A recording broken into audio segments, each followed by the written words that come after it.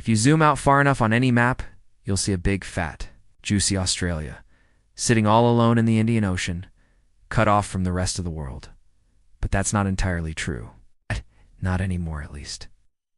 See, Australia is surrounded by water, yes, but also by some very important trade routes. And whoever controls these routes has an outsized influence on the entire world. In today's episode, we're going to find out why. All the countries of the world can be divided into two: coastal countries and landlocked countries. Coastal countries have access to the sea, and they use it to their advantage for trade and travel. Landlocked countries do not have that luxury, and they depend on the goodwill of the coastal countries to get access to the sea.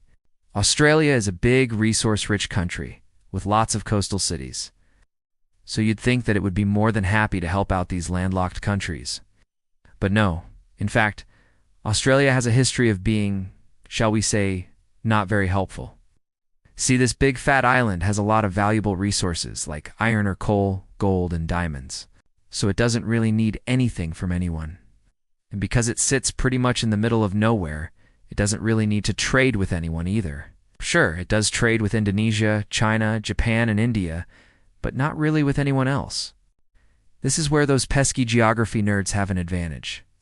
Because if you know your way around maps, you'll notice that Australia is surrounded by some very important waterways. The first one is the Strait of Malacca. Most of the oil from West Asia passes through here. In fact, about 80% of the oil tankers passing through here are flying the Chinese flag. The second waterway is the Sunda Strait.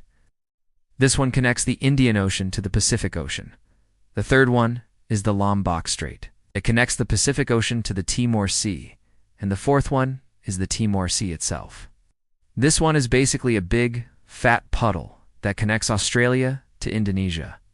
Now, Australia doesn't control any of these water bodies directly, but it does control the choke points, or the narrow stretches, in these water bodies. And this gives Australia tremendous power over the countries of the world. For example, during the Cold War, Australia allowed the US Navy to dock at its ports, and this helped the Americans keep their submarines in the region. Similarly, Australia works with the US, Britain, and India to keep an eye on China's activities in the Indian Ocean.